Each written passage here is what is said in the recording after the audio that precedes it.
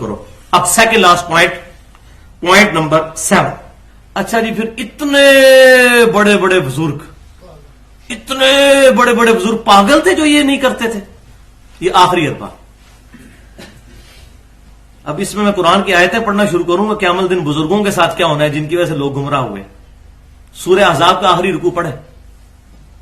اللہ تعالیٰ فرماتا ہے کہ دوست کی پھر اس وقت کہیں گے اللہ ہمارے بزرگوں اور ہمارے ان بڑوں کو دگنا عذاب دے جن کی وجہ سے ہم گمراہ ہوئے تھے. اور سورہ حمیم میں سجدہ میں آتا ہے اللہ ہمارے بزرگوں کو ایک دفعہ ہمارے حوالے کر دے، ہم ان کو اپنے پاؤں کے نیچے روندیں گے، ان کی وجہ سے ہم گمراہ ہوئے.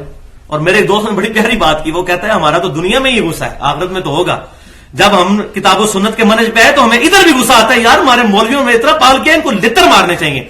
واقعی قرآن کی آیت ٹھیک ہے کہ قیامت الدن سورہ حمیم میں سجدہ میں آتا ہے لوگ کہیں گے اللہ ہمارے بزرگوں کو ہمارے حوالے کر، ہم ان کو پاؤں کے نیچے روندیں، جنوں کو بھی اور انسانوں کو بھی جنہوں نے ہمیں گمراہ کیا تھا، کہ ہم ان کی تاکہ یہ اسفلین میں سے ہو جائے. وَلِعَاذُ بِاللَّهِ تَعَالَى. کیا امام حنیفہ رحمۃ اللہ علیہ کی نماز نہیں ہوتی تھی؟ کیا فلاں تابعی کی نماز نہیں ہوتی تھی؟ اچھا، اس کے بھی اصولی جواب میں نے 5 تیار کیے چھوٹے چھوٹے. پہلا اصولی جواب یہ ہے کہ بھائیو قرآن اور سنت اور سلف کا اجماع یہ ہے مین چیز، اس کو ہم نے فالو کرنا ہے. اور قرآن پاک میں بھی یہی حکم ہے فَإِن تَنَازَعْتُمْ فِي شَيْءٍ فَرُدُّوهُ إِلَى اللَّهِ وَالرَّسُولِ إِن كُنتُمْ تُؤْمِنُونَ بِاللَّهِ وَالْيَوْمِ الْآخِرِ.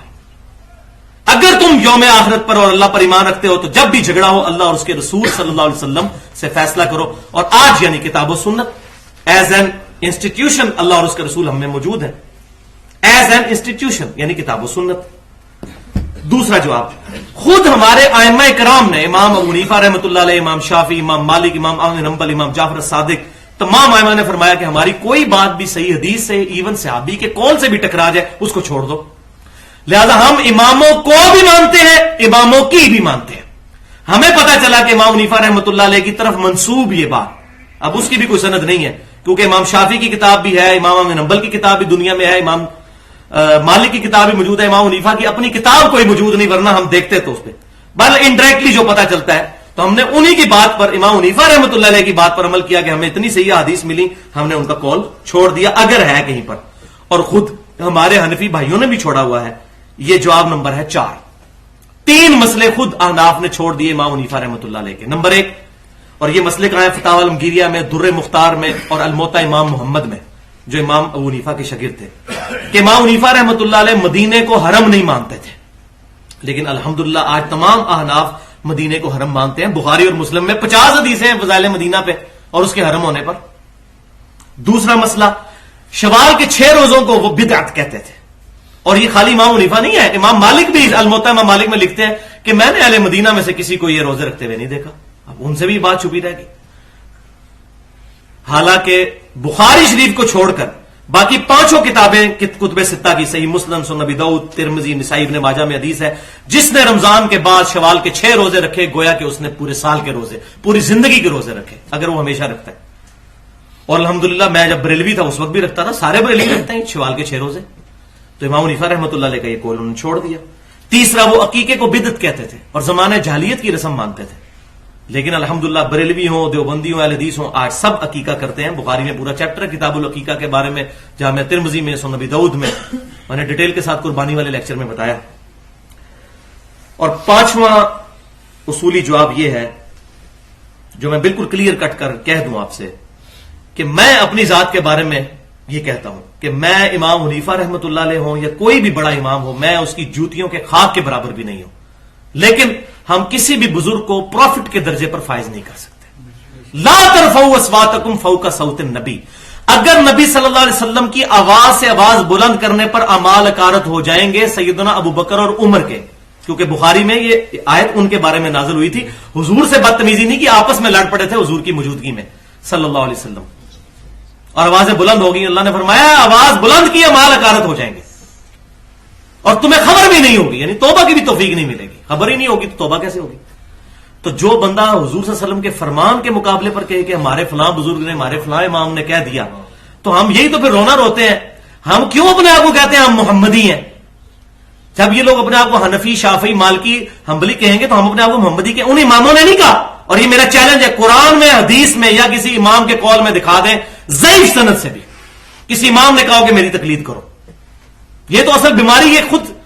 اور یہ بھی یاد رکھیں کہ امام شافعی، امام احمد بن حنبل اور امام مالک یہ رفع الیدین کرتے تھے. اگر کوئی کہنا میں اس لیے رفع الیدین کرتا ہوں کہ یہ امام کرتے تھے، تو اس کا رفع الیدین بھی زیرو سے ضرب ہے. جب تک اپنی نسبت کو امام کائنات صلی اللہ علیہ وسلم سے مضبوط نہیں کرے گا. ہمیں شافعیوں کی نماز بھی کوئی نہیں چاہیے جب تک وہ یہ نہیں کہتے کہ میں نبی صلی اللہ علیہ وسلم کی وجہ سے یہ نماز پڑھتا ہوں. یہ بات بالکل کلیئر ہے، کیونکہ قیامت والے دن ہمیں یہ نہیں پوچھا جانا کہ آپ نے امام حنیفہ کے پیچھے چلے تھے یا امام شافعی کے پیچھے یا امام مالک. ہمیں ایک بندے کی اطاعت کے بارے میں پوچھا جائے گا، وہ امام کائنات صلی اللہ علیہ وسلم کی اطاعت ہے. اور نبی صلی اللہ علیہ وسلم کی صحیح بخاری میں انٹرنیشنل نمبرنگ کے مطابق 7281 نمبر حدیث ہے، محمد فرق بین الناس، محمد صلی اللہ علیہ وسلم لوگوں میں حق اور باطل کے درمیان فرق ہے. فرق، قرآن بھی الفرقان، نبی صلی اللہ علیہ وسلم بھی الفرقان. الحمدللہ. تو بھائیو 99% محدثین، اور یہ بھی میں احتیاطاً کہہ رہا ہوں، ویسے کہنا چاہیے 99.99% محدثین، تابعین، صحابہ تو 100%، سب کے سب اس طریقے سے نماز پڑھتے ہیں. اب احتیاط کس کے اندر ہے؟ اور خود جن بزرگوں کے نام لیوا ہے، امام محمد غزالی رحمۃ اللہ علیہ المتوفا 505 ہجری، انہوں نے کیمیائے سعادت میں نماز کا یہی طریقہ لکھا. شیخ عبد القادر جیلانی رحمۃ اللہ علیہ المتوفا 571 ہجری، انہوں نے بنیت الطالبین میں نماز کا طریقہ یہی لکھا. بریلوی، دیوبندی، اہل حدیث سب نے ترجمے چھاپے ہوئے ہیں، وہ خود پڑھ سکتے ہیں. اور خود شاہ ولی اللہ دہلوی رحمۃ اللہ علیہ المتوفا 1176 ہجری، انہوں نے حجت اللہ البالغہ میں لکھا. اور اس زمانے میں تو آپ کو پتا ہے رفع الیدین کرنے کا مطلب تھا گاٹا اتار دیا جائے. تو انہوں نے ڈرتے ڈرتے ایک جملہ لکھا کہ رفع الیدین کرنے والے مجھے نہ کرنے والوں سے زیادہ محبوب ہیں، کیونکہ یہ احادیث بڑی مضبوط ہے.